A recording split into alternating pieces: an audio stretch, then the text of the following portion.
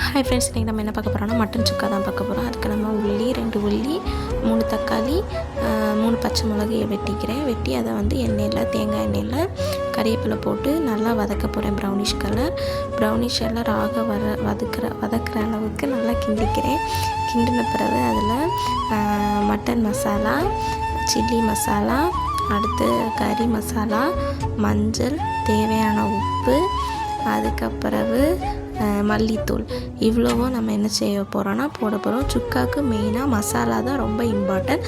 So அந்த மசாலா வந்து அதிகமாக நம்ம நார்மல் கறிக்கு போடுறத விட அதிகமாக போடணும். நெக்ஸ்ட்டு நான் இதை வந்து என்ன செஞ்சுக்கிறேன், மசாலா நல்லா உள்ளியில் வதங்குற அளவுக்கு நான் நல்லா கிண்டி விட்டதுக்கு பிறகு அதை அப்படியே மூடி வச்சுக்கோங்க.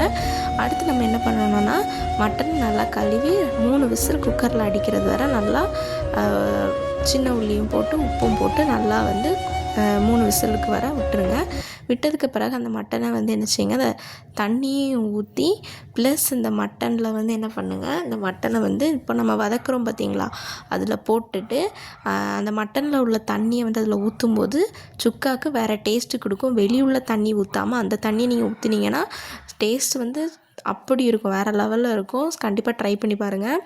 அடுத்து வந்து மட்டனெல்லாம் அதில் போட்டுட்டு அந்த தண்ணியும் அதில் ஊற்றிட்டு என்ன செய்யுங்க, ஒரு 10 நிமிஷம் அதே அடுப்பில் வச்சுக்கோங்க. வச்சு முடிச்சுட்டு தேவையான உப்பெல்லாம் செக் பண்ணிவிட்டு உப்பு போட்டுட்டு ஒரு 10 நிமிஷம் கழித்து மூடி அப்படி இறக்கி அந்த தண்ணியெல்லாம் வற்றுற அளவுக்கு நீங்கள் என்ன செய்யுங்க, நல்லா அதை சுக்காவை வந்து கிண்டி எடுத்தீங்கன்னா உங்களுக்கு மட்டன் சுக்கா வந்து ரெடி ஆயிருங்க.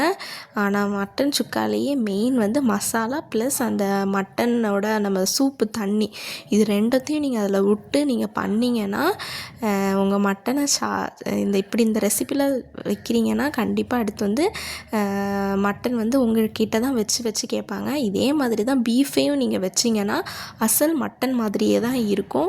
டக்குன்னு வந்து யாருமே வெளியிருந்து வரவங்க வந்து என்ன செய்ய மாட்டாங்க, இது பீஃபு அப்படின்னு சொல்லிட்டு சொல்ல மாட்டாங்க. அந்த லெவலுக்கு இருக்கும். கண்டிப்பாக ட்ரை பண்ணிவிட்டு கமெண்ட் பண்ணுங்கள். நெக்ஸ்ட் வீடியோவில் பார்க்கலாம். டாடா, பாய்.